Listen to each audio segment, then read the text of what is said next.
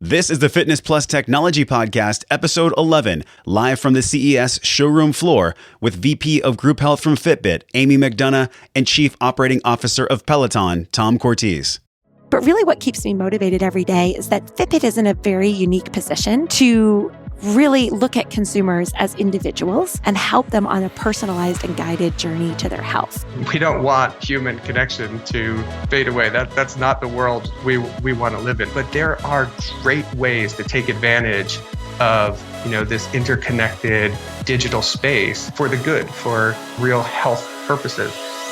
Welcome to the Fitness Plus Technology Podcast for club owners, operators, and fitness professionals. I am your host, Josh Trent, and this is your number one trusted resource for the accelerating world of fitness technology. Each week, we bring you an expert interview with a global influencer at the crossroads of fitness and technology. You'll gain the insights, tools, and inspiration you need to stay connected to the pulse of what matters most for your fitness business in the age of exponential technologies. This podcast is brought to you by support from our outstanding sponsors, Brian O'Rourke and his family of companies, including Videre Ventures, Integris Advisors, Moon Mission Media, and many more. If you're looking for unmatched guidance, capital, insights, or a great speaker or facilitator, Brian and his partners are the go-to resource for your organization. To learn more, visit brianko'rourke.com. We'd also like to thank the Fitness Industry Technology Council, your nonprofit resource for reliable technology information, supported by forward-looking brands who are seeking to drive increased technology adoption in the fitness industry. Make a difference and join at fittechcouncil.org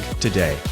On this special episode, we're bringing the top speakers and brands from CES 2017 in Las Vegas right to your audio player. On this show, you'll learn about large-scale health programs using wearables and their future impact on the wellness and fitness industry from the largest wearable device company in the world, Fitbit. The VP of Group Health, Amy McDonough, met with us live at CES to discuss the new landscape of corporate and large group health programs and the data around wearables, their ecosystems that drive social connection, and much more. Since 2008, Amy has been an integral part of Fitbit's growth alongside the founders, and her insights about using these devices in the fitness industry will give both operators and trainers a valuable perspective on how this will impact their business in the new year. You'll want to stick around for an added featured guest on the second half of the show with Tom Cortese, the COO of Peloton, a company who's making waves and building a massive following around their unique studio cycling class experience for home riders, and in 2017, their breakout into the fitness industry, how that's impacting the group experience on the club floor. And also, Tom is going to share some of the lessons he's learned in growing Peloton from 2012 as the new neighbor on the block in a fitness industry full of titans, and what's coming this year in group fitness and virtual cycling. We are so excited to be bringing you some of the most cutting-edge information in fitness technology right from the show floor at CES that directly relates to your fitness business. So let's step into this insightful conversation first up with Amy McDonough, VP of Group Health at Fitbit.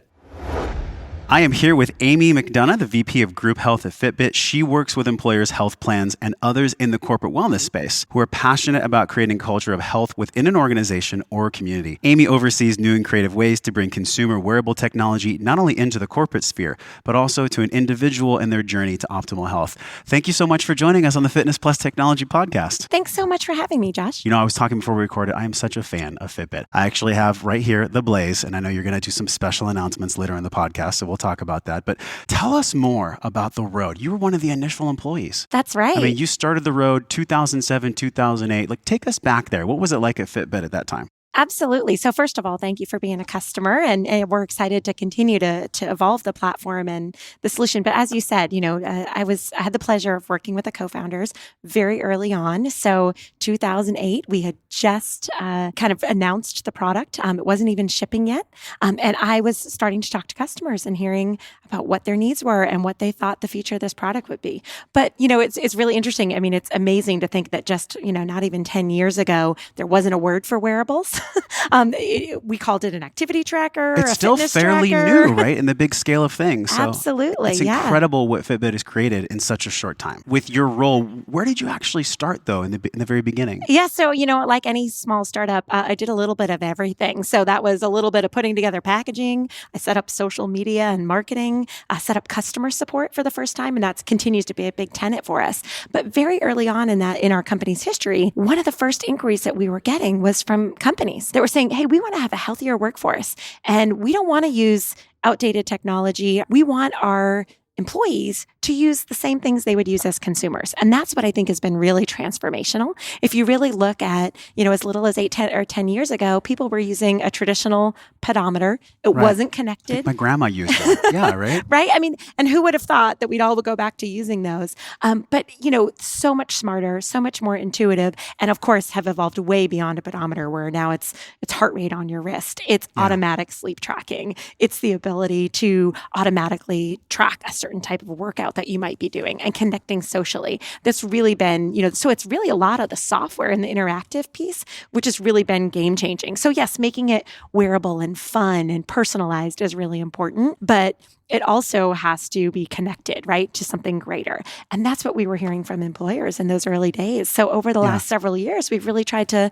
build up a solution that really works for them. And I think you definitely have. So you're the VP for group health. What exactly does that mean besides the obvious group health? But what kinds of companies are you working with? What are the relationships that you're really proud of? What I'm most proud of is, so when we have been doing this for a long time, and it goes well beyond the hardware, it's hardware and software and services. And we're working with companies of all sizes and across all verticals, which is really what I'm most proud of. So if you think about it, most small businesses don't actually have a dedicated wellness person. They might, if they're lucky, have an HR generalist, right? And that's really what they have, who's 1/10 of their role is to think about wellness and engagement and productivity and acquisition and retention of employees. I mean, that's a very small piece of what they do. And they were very underserved in the market. So something that Fitbit is able to bring to light through technology is enabling these small business HR folks or heads of small companies to be able to bring in this technology and make it very scalable for them. So in 2016 alone, we worked with more than 1,300 organizations. So it's really at scale, but we've also worked with more than 70 of the Fortune 500. So names like Target, SAP, Bank of America, all of those types of folks are also incorporating Fitbit technology into their solutions in terms of having happier and healthier employees. There's a lot of fitness professionals, club owners that are listening, and they're wondering, okay, I got this wearable, but then now how do I make meaning out of the data? Do my steps and the way that I sleep and all these different things, how do we make this work for us? And I think with group health, you definitely address that. I mean, I'm sure there's dashboards in the back end that you create and whatnot, correct? You've got it exactly right. Yeah. So it is about making the data personalized. And we spend a lot of time at Fitbit thinking about that. So you can set your personal step goals. You can look at your sleep. You can set yourself a sleep goal. We actually have cardio fitness on some of our devices. In fact, the Blaze that you're wearing is going to get cardio fitness. By the way, she did not know that I was wearing the Blaze, okay? Is that true? I didn't, not until today. This is not a Fitbit commercial. But those devices are going to actually be getting cardio fitness. And what that is an estimation of your cardio health today. And so that's really exciting. And what else is exciting too is just last week, a few days ago, Fitbit announced the partnership with United Healthcare Motion. This is a wellness program. It's powered by these members that earn up to $1,500 and annual awards for achieving daily activity goals. Why did this happen? What was the genesis behind this? So, as you know, in group health, we're working with employers directly, we're working with partners, but we're also working a lot with health plans. Health plans and payers have a lot of interest in making sure that employees, members, as they would think of them, are taking charge of their own health. And a great way to do that is through wearables and through that visibility. So we have announced an integration with United Healthcare Motion. It's powered by the Qualcomm Life 2Net platform. What we've announced is for the first time, we've built a custom application that sits right on one of our wearables. So it's the Charge 2, which is the number one selling activity tracker. And right on there are these, what they call fit metrics. It's a great branding. It's a frequency, intensity, and tenacity. So it really speaks to kind of a lot of what club owners and your audience are thinking about, right? So how do you get frequency? How do you get them to move throughout their day? Right. How do you get them to be active? And that's the intensity piece. And then also, how do you have them have tenacity? How do they do that all day long, right? So getting that 10,000 steps a day, but having those periods of more active exercising, kind of sitting is the new smoking. So how do we get them up and moving throughout the day? So that's really the goals of this program. And we're really excited to have it on the wrist and to be integrated with it. And as you said, the employees can earn up to $1,500 back, and employers can also benefit as well. So they can get premium caps on their expenditures because they're largely responsible for healthcare costs. How incredible is it? I just want to pause here for gratitude that we live in this time, that this technology exists. It's amazing. Where you can have something on your wrist that can give you money back from your employer, make you healthy in your life, and allow you to connect with other people. That's do you right. pull from that, or what's another motivation for you? I mean, to do what you do? That's absolutely my motivation. I mean, I love what you just said. It's around social and health and wealth all combined. For me personally, it is about, one, when I first put one on 8 years ago, it changed my behavior.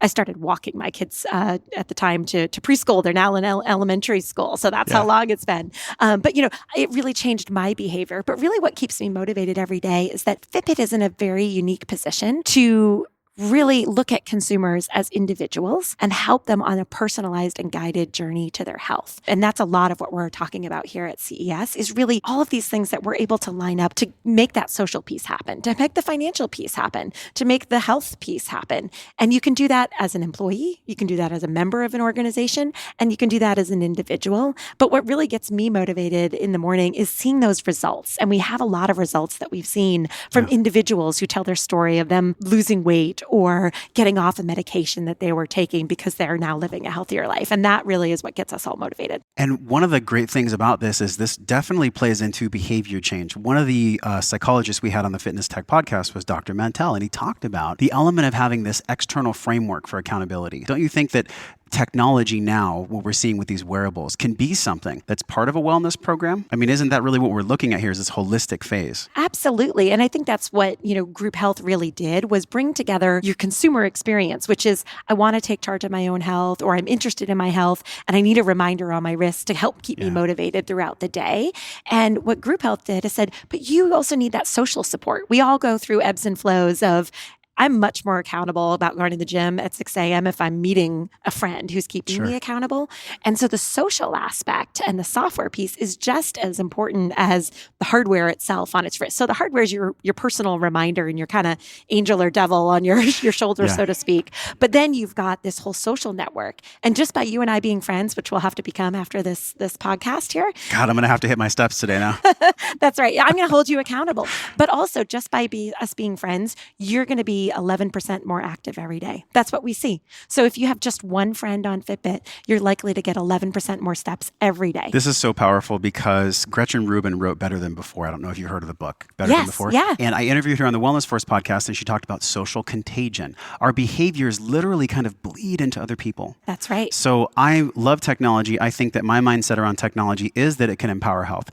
What do you say to the people that say, oh, technology, it's silly, it can't help me? Yeah, I mean, so everybody's at, we all know the stages of behavior change, right? And you first have to have your awareness and your willingness to change, right? And not everybody's there. And which is why I think we need to think about everybody as individual. There's not a one size fits all in terms of devices. Some people want something that's very flashy and customizable, and other people want just kind of the basics. They're just getting started.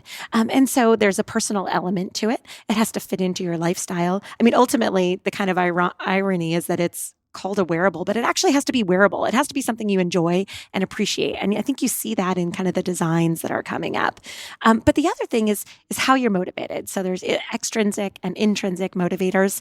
So some people are going to go out and buy one on their own. Other people might take advantage of it because of a program like United Healthcare's Motion, or because their employer has said, hey, this is part of what we're doing together. And so that exposure to new audiences who maybe wouldn't be self-motivated, but catch that social contagion because they have changed the water cooler conversation in their organization, is a really powerful motivator for a lot of people. And we actually see it be the most effective with people who are not necessarily at that high end of the spectrum. And I loved how we're framing it as changing the conversation, because we're not really reinventing the wheel. Everyone knows that it's healthy for us to move more. And we all know that it's healthy for us to eat good foods and get adequate sleep. But what are the things that are standing in the way right now? It's like everyone's calendar's busy. You're a mom, Absolutely. right? So you have an incredibly busy day. And I think a lot of people listening can relate to just kind of drinking from the fire hose. Is getting that notification from the device, or is something on our phone tied into social elements? What is the data showing us about this behavior change element to meet this demand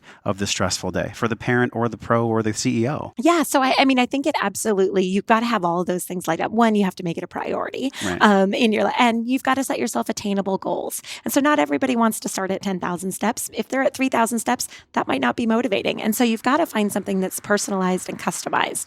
The social piece is really important. You've got to have all of those pieces lining up. So in Group Health, what we did was we looked at an employer that we'd worked with with for 3 years. And we did a look back at the first year, they did not have a Fitbit program. In year 2 and year 3, they added a Fitbit program, a wellness program to their employees. And for those who participated in the wellness program for at least half of the program period, right, which is this 2-year period, they actually saw meaningful decrease in anticipated healthcare costs, about a 24% decrease, which is pretty meaningful to the employer and also to the employee in terms of their health benefits.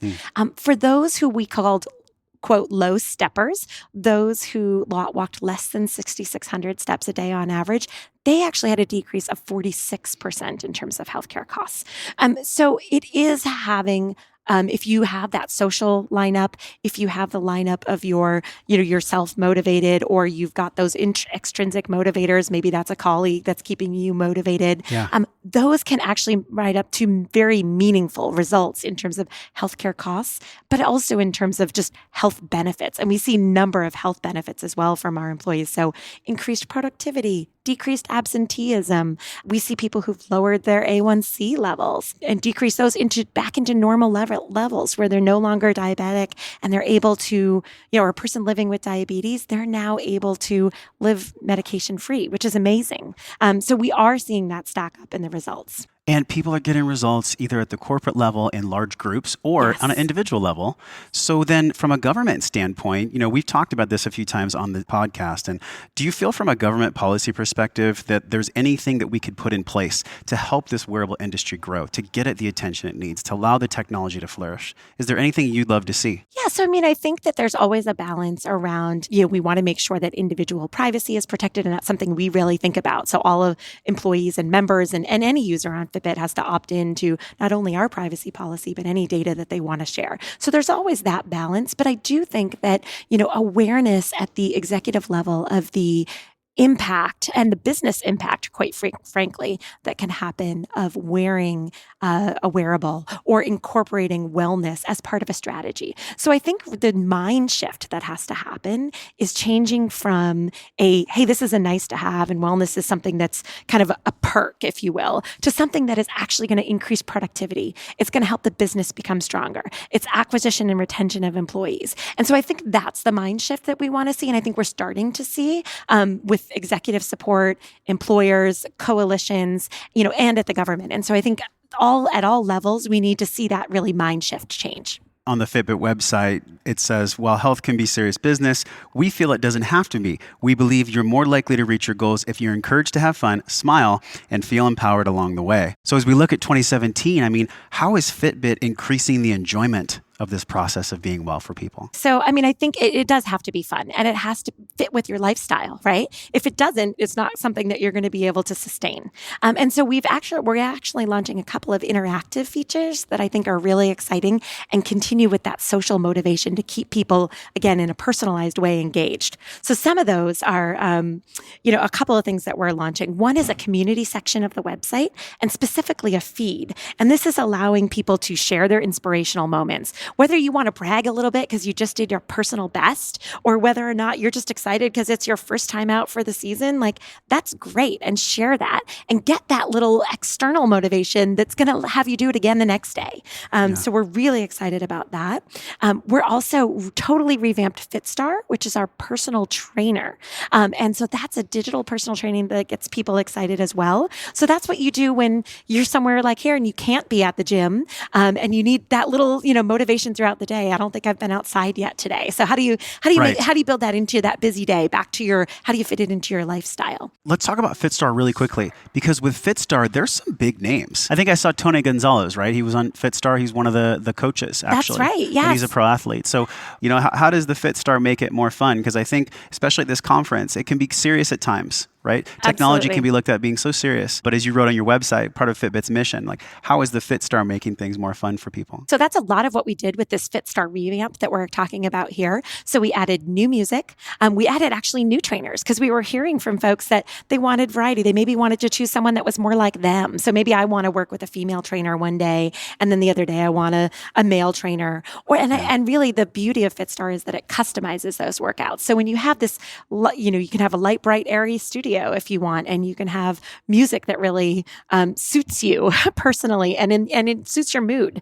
So we really personalize that a lot. And then the way that FitStar actually works is that you go through kind of an assessment where I'm a runner, for example. So I might have really strong legs, but I can't do a push-up to save my life. And so it'll know that, and it'll tell me, like, you need to work on your strength, your upper body strength. And it'll give me exercises at the right level for me and let me adjust that over time. As we close out the interview here, what I'm most excited about that I'm seeing is more people are being active. And regardless of if they're wearing a device or not, sometimes there's a fit for someone to want a trainer that's a certain personality. Sometimes people are going to really love the wearable and they're going to embrace it. It's going to be part of their lifestyle. And so seeing Fitbit grow from 2007 till now, what really lights you up about 2017? Yeah, I mean, I think that it goes well beyond the device is really what I'm excited about, and that it isn't a one size fits all. And I think, what you were just referencing, some people want to go see a personal trainer. Some people want to do I don't think those things are mutually exclusive. And so I think there's a lot of people who maybe want a wearable to keep them accountable every day, but they also want to get pushed to the next level. And that's where a trainer can really help them. Or, maybe they get satisfaction out of working at a really hard workout, but they also need to maybe get better sleep, or they want to look at their resting heart rate, something that they couldn't until a couple of years ago, until our Pure Pulse technology look at on their own. So I think, if we can combine the amount of data that Fitbit has and that, we're now able to collect towards building better, more intuitive products, making them easier to use, more personalized and more individual, that's where people are going to get inspiration, guidance, and ultimately, to your point, results. Thank you for spending time with us. My last question is in regard to larger clubs. So we have people that are listening that run a big facility. Is that something that would be a good fit for Fitbit Group Health if they're looking for a solution to manage their clients virtually? Do you have any virtual programs that fitness clubs and health clubs could use? Or is that something that you leave to more of a third party? Sure. So we have, a number of different ways that we could approach that, and we would love to hear about those opportunities. As I said, I don't think they're mutually exclusive, whether you want to work out in a club or you want to wear a Fitbit. I do both. And I think they actually support each other really well. And we think there's a lot of opportunities to work with clubs and club owners and trainers to really think about how does this get incorporated into the program. We do work with Harley Pasternak as well, who's a celebrity fitness trainer. I'm not sure, many of your listeners Definitely may know heard of him. Yeah. And so, he's really excited too, and has shown, in his kind of simple steps of how do you build this into your day and make it a lifestyle as opposed to something to add to your list that drops off at the end of the day, right? And so I think there's a lot of opportunities to kind of look at what we've done with Harley and, work with other club owners and trainers as well. Thank you so much for coming on the show, Amy. Thanks for having me. It's been such a pleasure. Really appreciate it. I'm here with Tom Cortese, the COO and co-founder of Peloton. Tom has built a career managing effective, hardworking teams and has deep roots in product development and user interface design. Tom co-founded and recently sold the award-winning Proust.com. Tom, welcome to the show. Great to be here. Thanks so much, Josh. This is going to be a fun wrap-up. CES seems like it was a year ago, but it was only a week ago. And I know there was some incredible announcements from Peloton. But Tom, before we get into the changes we're seeing for 2017, what's something unique about you that most people didn't ask you at CES? Nobody ever thinks to ask about us personally. At this point, we are Peloton, and I'm more than happy for it to stay that way. I became a triathlete because when I met my now wife, she had already done 2 Ironmen. She made it a criteria for me. There was no way we were getting married unless I can complete Lake Placid. I had to train 9 months and complete an Ironman in order to get married. So that's something that's a story I probably haven't told to many. Thank you for sharing that with us, because the roots run deep for you, not only in user design, but also this business is around making people live life well. It's around making people fit and healthy. Founded in 2012, tell us about Peloton. How has Peloton revolutionized this indoor cycling world? Well, look, the concept here was to take all of the real, raw, live, fun, engaging energy of a group fitness class and bring it to the comfort and convenience of your own home. You know that training for something requires a ton of willpower, setting goals, weight loss, all of these sort of traditional fitness models, they require you to summon a lot from inside of you. And what we found is that when you go to a really phenomenal boutique fitness class, it's just fun. And for 45 minutes, you can actually lose yourself while getting this, dripping sweat killer workout. And even for me, when I was training for marathon or triathlon, to go into a group indoor cycling class and let that be part of my workout and just have fun. That was so important, because just getting in the saddle is so important. So when I wake up in the morning and my Peloton bike is at the foot of my bed, I want to get on that bike because I love our instructors. We have 12 to 15 of the best cycling instructors on the planet that we live stream 15 times a day, 7 days a week, every day, to bikes all around the world. So you hop on your bike at 6 a.m. and you jump into that live class. You get a shout out from the instructor. You see all the other folks there. You're riding with thousands of people simultaneously around the world. You get to know those people. You could chase them up the leaderboard. It's just really this massively engaging, exciting experience that makes you want to work out. What would you say is the major difference between Peloton and SoulCycle and Wexer Virtual and Swift and the others? Yeah, I mean, what's great right now about the fitness world is there are so many wonderful and differentiated choices. We're happy to be another great choice in there. Zwift is a ton of fun. We've got one set up in the office. If you're a hardcore cyclist who into training, there's something there for you to put your bike on a trainer and do Zwift. SoulCycle, to get out of the house a couple times a week and be among a group and ride with a really fun instructor. And that's something great. But what we provide for you is, for one flat fee, every single person in your household can have that great group training experience right in the comfort and convenience of your home. And because we're this distributed platform, we can bring you different types of instruction for different moods, for different people, right? So George Hincapie comes and rides in our studio and teaches a really great class for folks who are looking to train. So you can with Peloton ride with the man who rides the Tour de France. No one else gives you that. And at the same time, the very next day, you can jump on with one of our instructors, Jess King, who's a former dancer and athlete.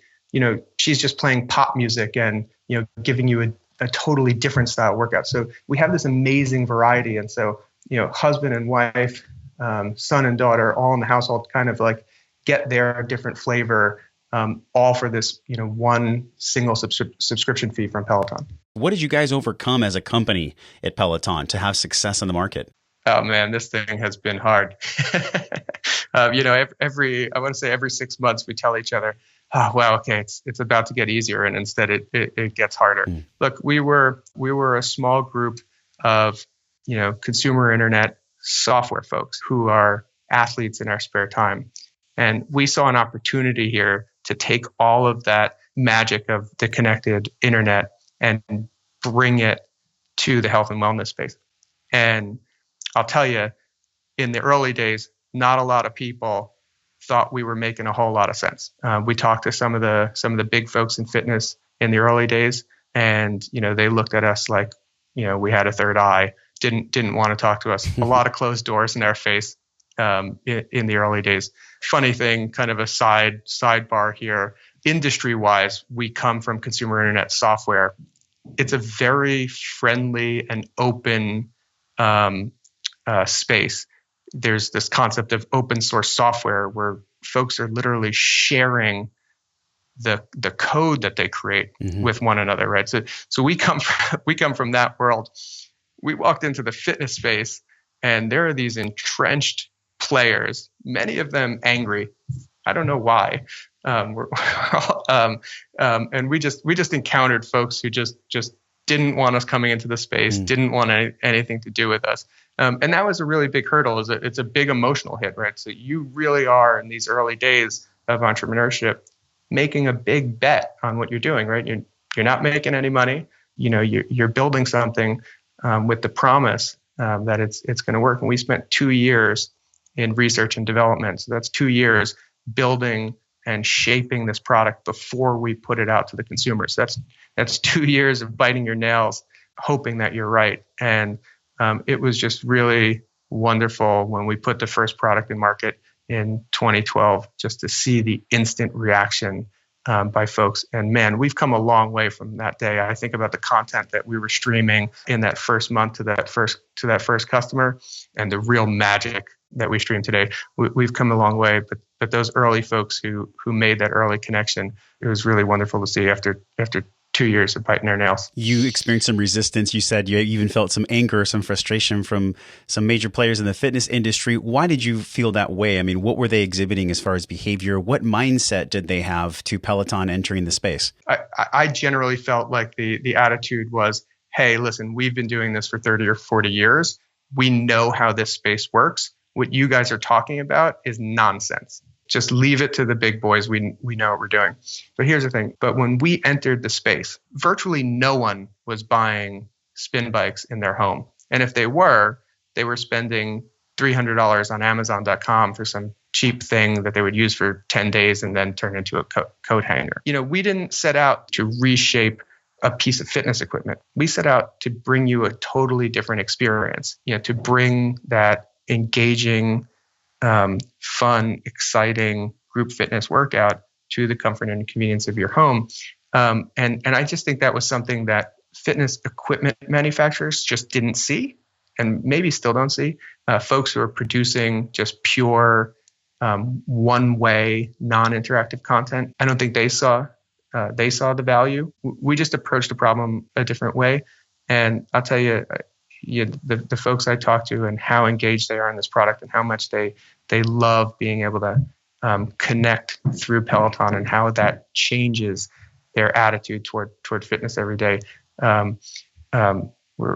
thankful that we hit we hit the right note with a lot of folks, and we have on the business side of this really reshaped the industry. The market that we've created did not exist before we stepped into it, which is why I think a lot of these folks thought we were crazy.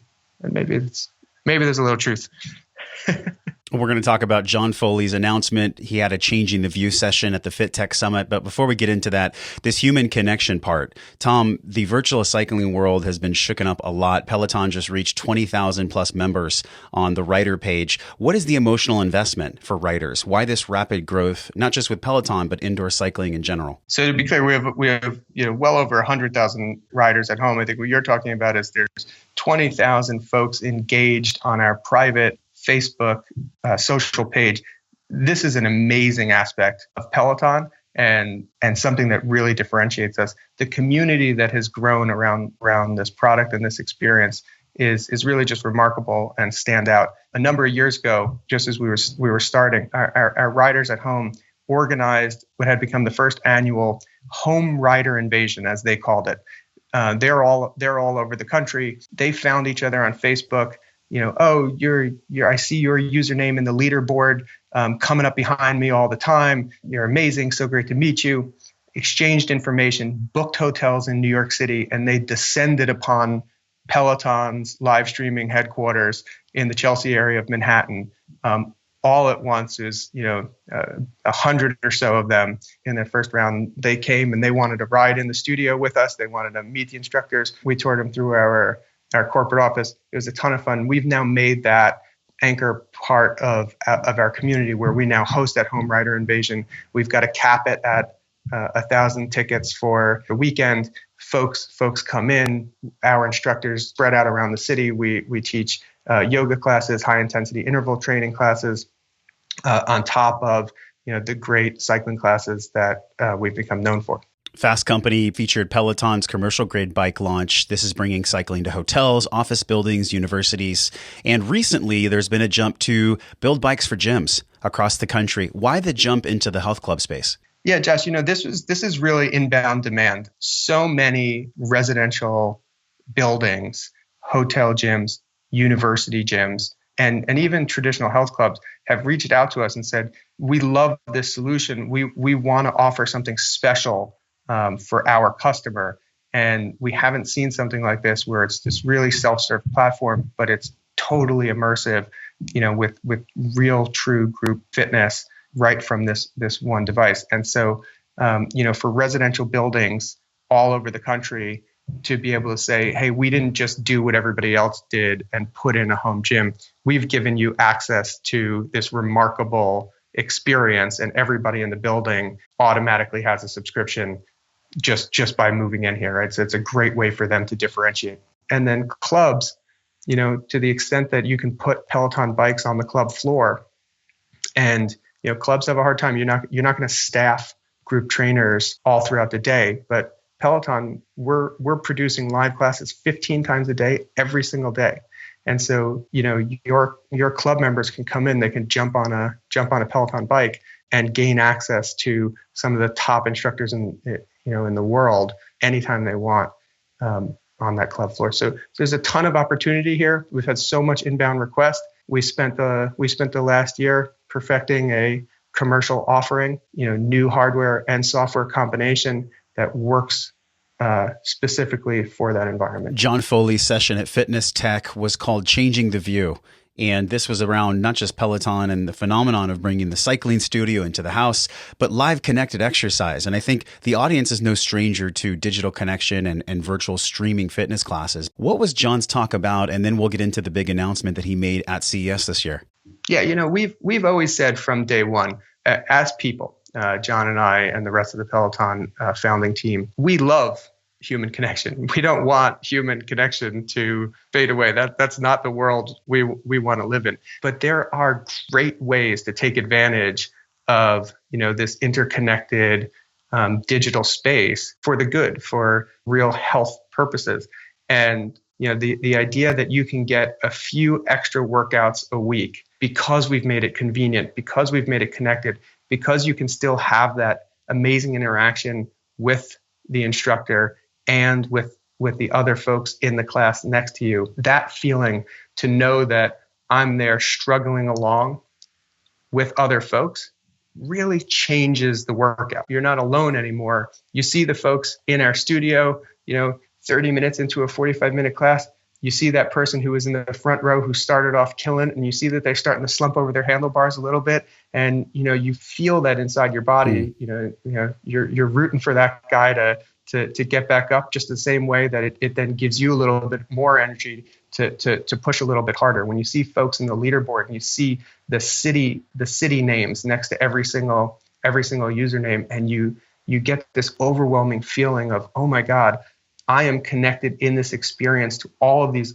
other souls who are doing this together with me right now, and you feel that human connection, and that changes how you motivate yourself when you're at home. We really see that there's something magic in that connection. But at the same time, we also say, and we say this with no shame, on those days where you have a little bit extra time, get out, go for a run, get out, go to a great group class. Don't lose that. Let me give you an example, personal example. I've got 2 kids, 1 and 3.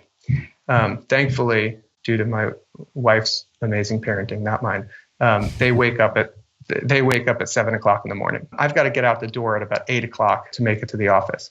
So I can roll out of bed at 6:15, hop on my Peloton bike, take a 30 or 45-minute workout, shower, and be ready for my kids at 7 o'clock. I could spend 7 to 8 with my kids before I've got to go to work for that day. Peloton gave me that hour with my kids, and there's no putting a price on how precious that is. That is incredible. And it makes me think about some of your work previously. In 2006, you were a product manager at Revolution Health Group. Now it's Everyday Health. This is where you led this effort to encourage the online community that helps people achieve their health and fitness goals. Looking back, how did that really prepare you for what you're doing with Peloton now? I actually led the what we called the community products for Revolution Health, which was all the ways in which we can get folks to connect around fitness, wellness, shared illness, in order to use the community to gain that both emotional support and knowledge-based support to help you in your everyday. So learned a lot of great lessons. Spent a lot of time researching and thinking about group activity, goal setting. Had some good successes and failures there that has helped pave the way for us perfecting this Peloton platform. John Foley made a big announcement at CES. Can you tell us about the announcement, what that means to the fitness industry? So our big announcement at CES was the launch of Peloton for the commercial market.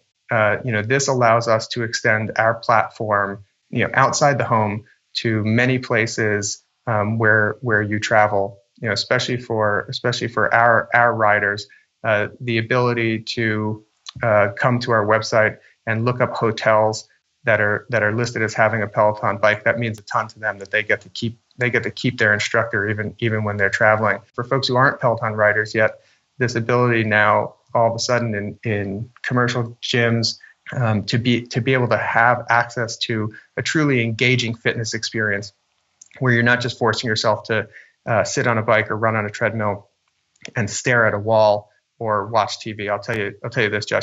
I promise you, no one has ever gotten fit watching TV, even if they were running on a treadmill while doing it. It just doesn't move you. Sure. The connection is kind of lost, right? I mean, I think it's challenging for people to be really present if they're just disconnected from what they're doing in that moment. You nailed it. What should group exercise trainers, health clubs be on the lookout for in the next 12 months from Peloton for this blending of data that's meaningful with advanced fitness tech? We don't want to be an indoor cycling company.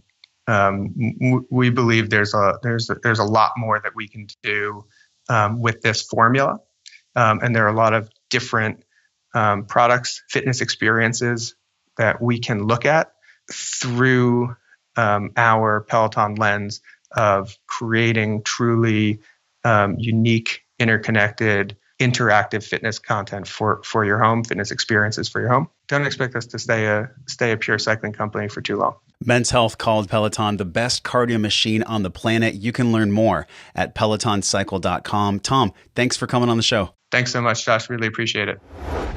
Thank you for spending some time with me on the Fitness Plus Technology Podcast. I want to thank our show sponsors, Brian O'Rourke and his family of companies, and the Fitness Industry Technology Council. You can learn more about becoming a valued partner with FitC at fittechcouncil.org and making an impact in your business with Brian's family of companies at brianko'rourke.com. Pick up a copy of Brian and his partner Robert Dyer's recent book, The 9 Partnership Principles, A Story of Life Lessons, which is available on Amazon now. For more clarity and insights about the technology that matters for your fitness business, be sure to access your free download for the 2017 Technology Trends Report right from your phone by simply tapping on the show artwork and clicking on the link in purple. To support this podcast, if you enjoyed the show, leave us a 5-star review by touching the link from your show artwork or at fittechcouncil.org/review. Next week, we have another phenomenal show with an expert guest to inspire you at the crossroads of fitness and technology. So until I see you again next week, be well, have an amazing day, and go out there to connect